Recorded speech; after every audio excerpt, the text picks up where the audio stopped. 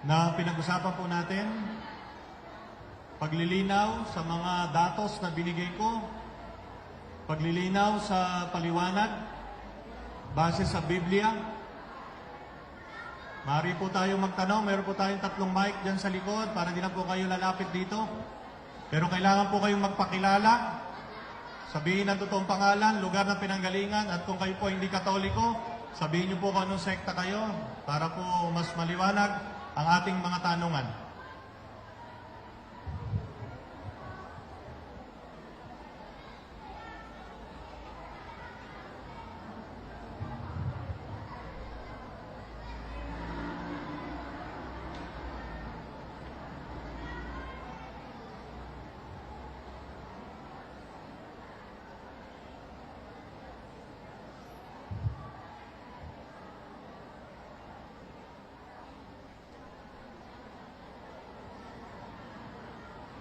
Pwede pong dumoble kung gusto niyo dumoble.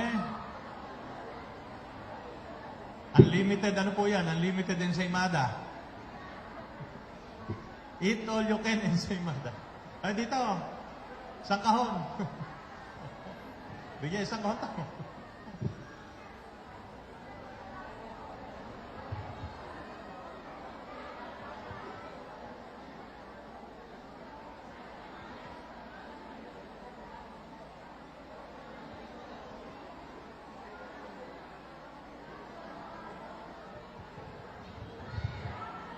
Siguro po, merong nag-iisip dito kung ako po ay makikipagdebate sa Iglesia ni Cristo.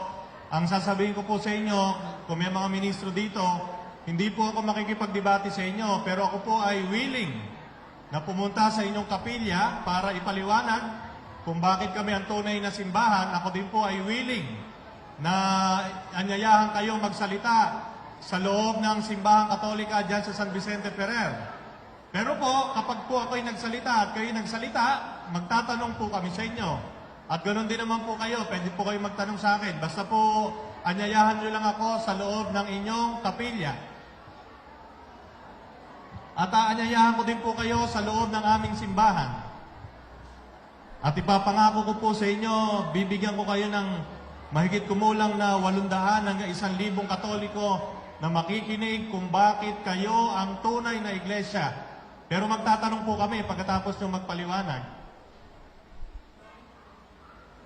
Okay, so sana po lahat ay nakakuha na ng pandesal na kasilaki ng plato.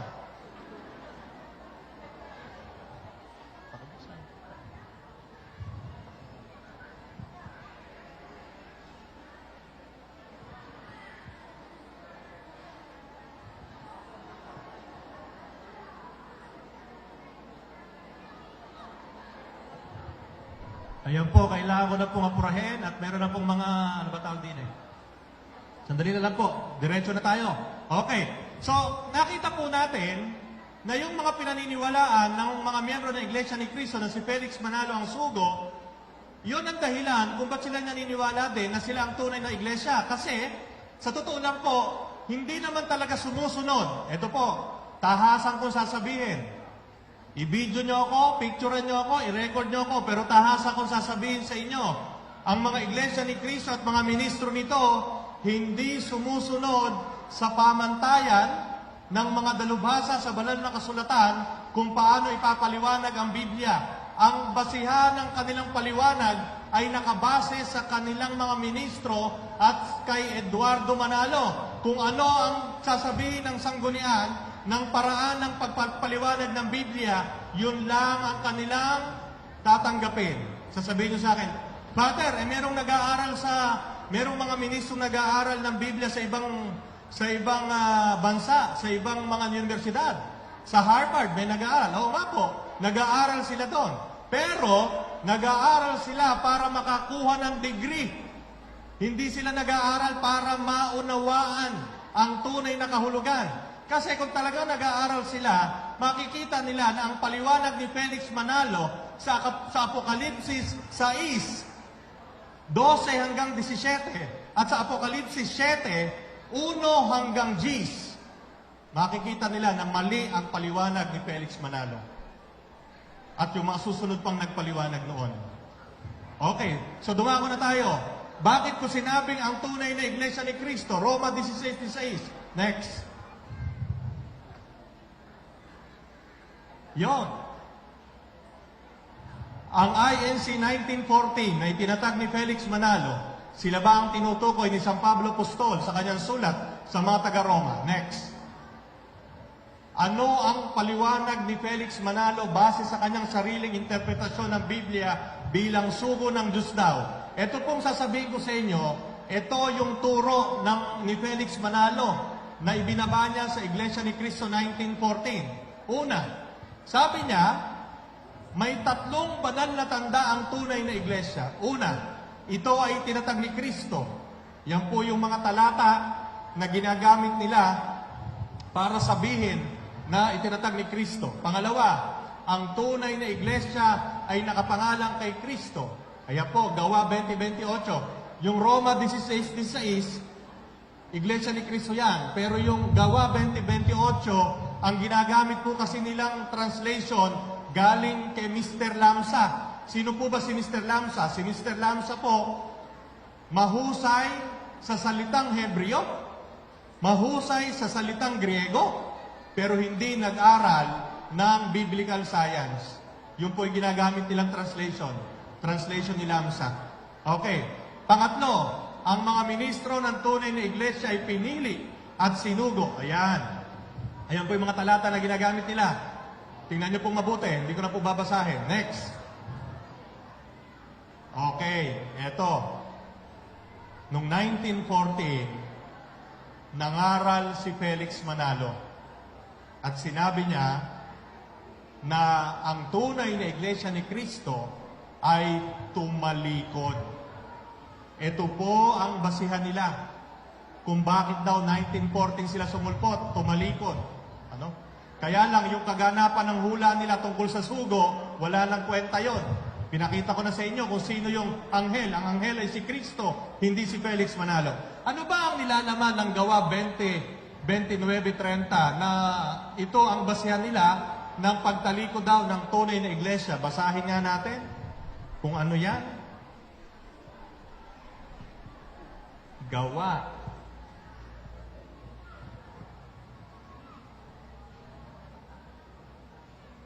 29:30.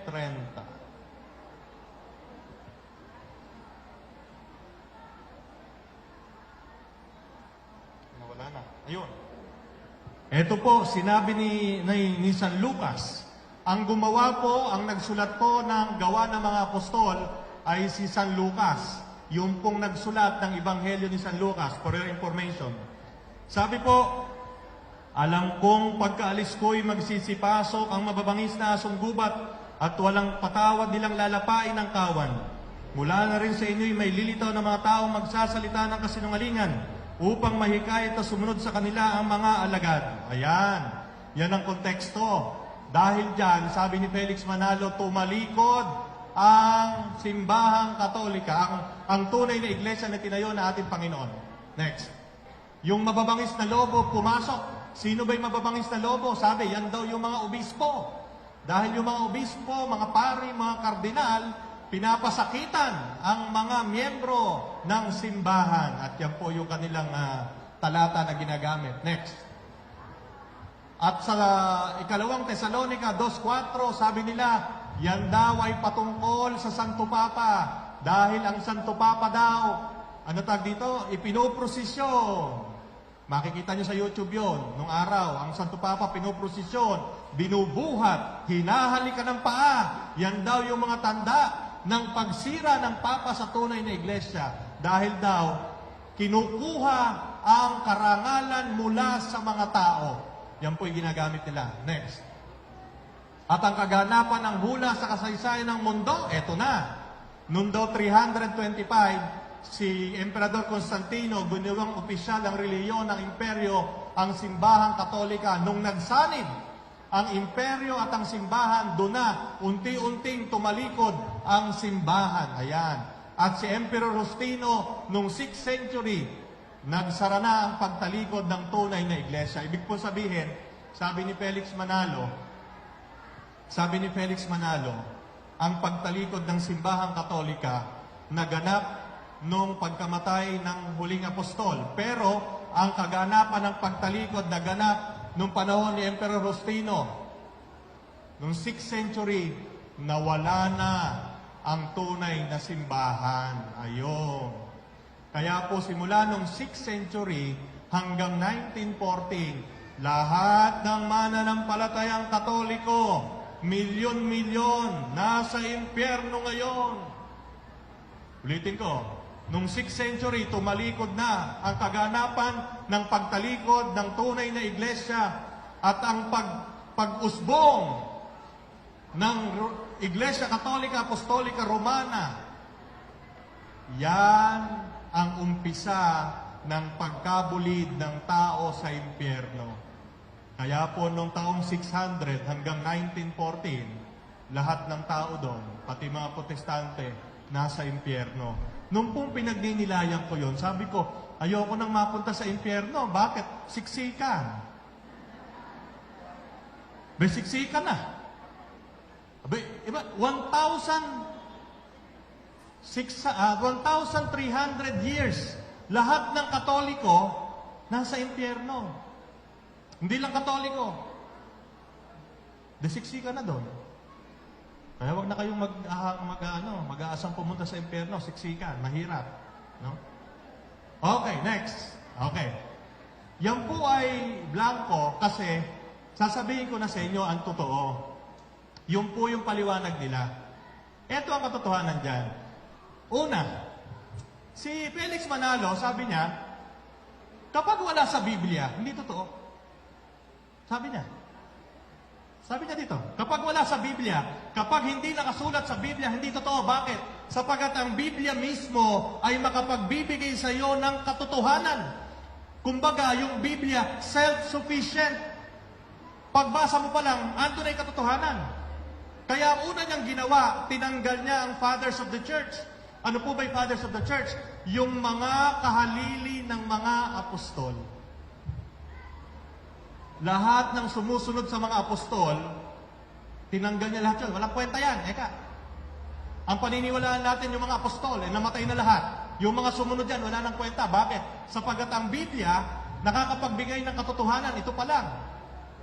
Kapag wala sa Biblia, hindi totoo. Yun ang sabi niya. Kaya kayong mga Katoliko, ipakita nyo sa amin, sabi ng mga ministro, o yung mga ministrong nandyan, di ba sinasabi nyo sa mga Katoliko, ipakita nyo sa amin, nasaan ang salitang Iglesia Katolika Apostolika Romana sa Biblia. Ipakita nyo sa akin.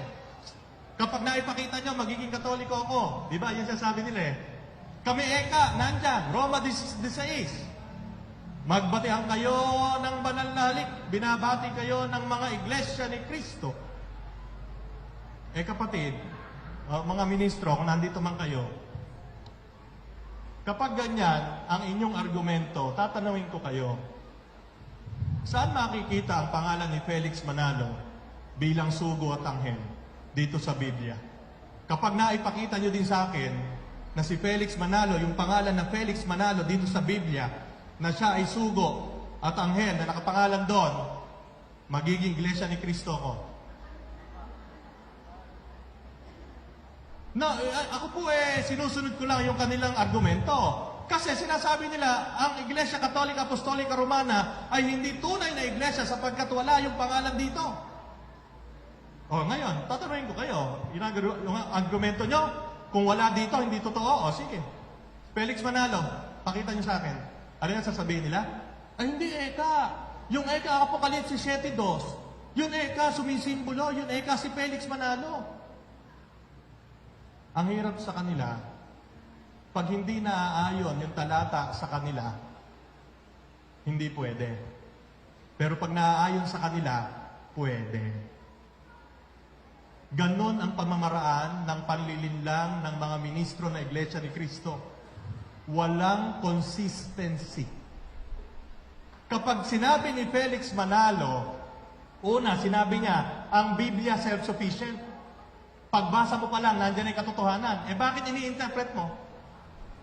Di ba? Kung self-sufficient ang Biblia, bakit kailangan mo interpret sa amin na yung anghel ikaw yan? The mere fact na ini-interpret mo, ibig sabihin, hindi self-sufficient yan. Ang hirap, pag si Felix Manalo, si Eduardo Manalo, si Ranyo Manalo at mga ministro ng Iglesia ni Cristo ang nag-i-interpret ng Biblia, sinasabi nilang sila ang tama. Pero pag iba na nag-interpret, mali lahat.